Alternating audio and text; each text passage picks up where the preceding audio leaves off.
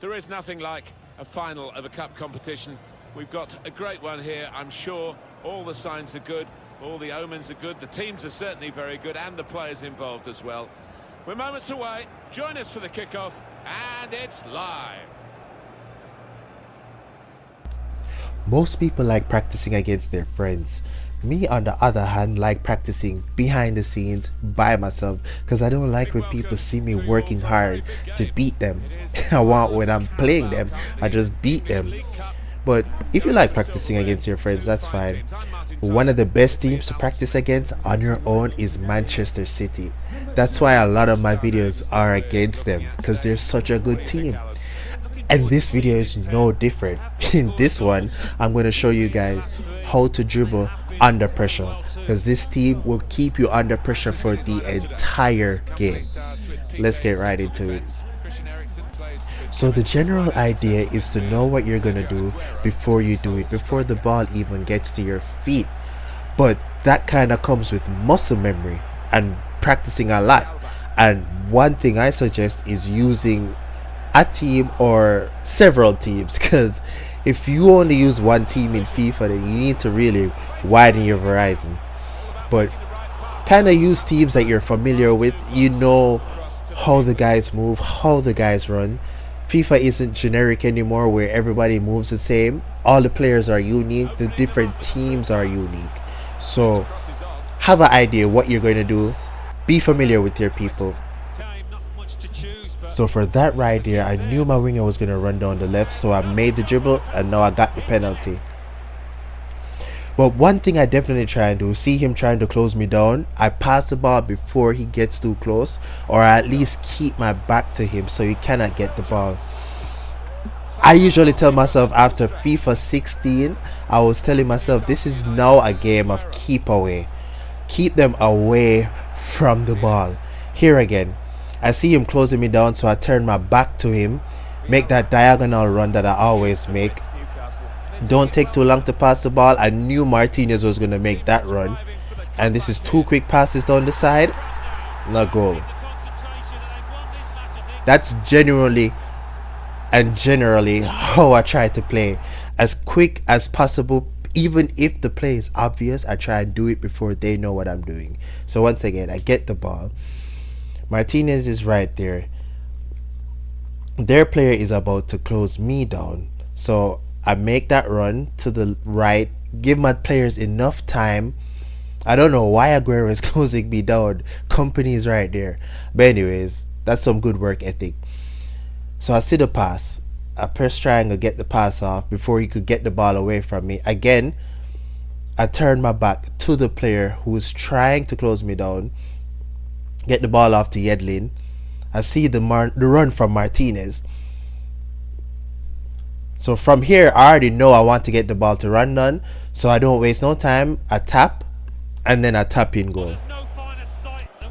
As I've always said in my previous videos, be careful when using the sprint button, because in this situation, I'm going to get the ball off to a player who is 74 overall, but by slowing down and just using the analog stick, I'm able to work my way out of that situation. So be careful with that. In this situation now, I don't use sprint button either. I'm just getting the ball off to my players. I was trying to get the ball to Martinez, but they stopped me before I could score. For this scenario, I'm on the left wing. I see that this wing is too crowded, so I switch the play to Yedlin. And even though I didn't have that much space on this side either, it still creates a better opportunity. So that's it on my tips on dribbling under pressure in this game. It's not that much. Literally all you have to do is be familiar with your team. Use a team that you know can handle pressure, meaning when they put a body on your player, they won't just get the ball easily like that.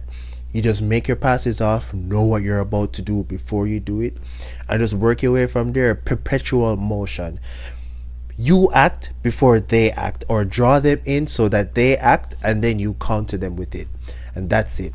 But for the rest of the video, I'd like to share why I pretty much quit FIFA on FIFA 17. Obviously, I'm back here again giving you tips on FIFA 19, so I came back because this game just drew me back in. But this is what happened. FIFA 14 came right after FIFA 13, and I loved FIFA 13. It was so free flowing. First of all, I loved the defending in that game. You could be as aggressive as you wanted to be, which is my most genuine way to play. I love doing that. I love flying into tackles. But in the games after FIFA 13, it was so hard to even put a body on somebody. It was such a struggle because they made the attackers stronger, and I hated that. So that was one thing I really loved about it, the aggressive defense style. The attacking was perfect. They did everything they wanted, you wanted them to do. You give them the ball, they won't try and slow it down. They move with you. You get the passes off, they control the ball, they one touch the ball, all of that. It was perfect. But then FIFA 14 came along with this extra one touch dribbling. The players had to slow the ball down. They don't move in motion. They always had to control the ball first. So say you cross the ball to somebody in the box, instead of them tapping it into the goal, they had to stop and control the ball.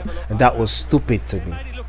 But I didn't have that much money at the time, so I still don't really have that much money. But I stuck with FIFA 14, and I played almost every single game mode on that game, because I had it for a very long time. FIFA 15 wasn't bad. It was just defending was non-existent in that game at all. But then came FIFA 16. I feel like at the board meeting, when they were pitching ideas, they were like, we're gonna make everything in this game difficult. We're gonna take everything that they love out of the game. I don't even remember the new features that they introduced in that game, because they didn't help at all. I think it was midfield battles and dribbling, something to make the midfield harder to get through. But then they just nerfed everything else. They nerfed the running, they nerfed the shooting, they nerfed the passing and the defending. The game was just, to me, that was in the past. I'd say since FIFA 12, that's probably been the worst FIFA to get dropped. FIFA 16. But I bought the game, so I stuck to it for a year. And let me tell you, I was like, if this is the direction FIFA is going in, I'm pretty much done with this game. But luckily for EA Sports, they decided to introduce the journey in FIFA 17. I feel like they knew they're about to lose a couple audiences, or lose their main audience. My best friend stopped playing FIFA at FIFA 16. He still doesn't play FIFA anymore, and me and him kind of grew up playing FIFA. He doesn't play it. He plays Madden and 2K now because he's just done with the game, and I don't blame him. But for FIFA 17, the attacking was decent, the defending was decent. It was more control and everything, but it wasn't fun to play anymore, and that is my main issue.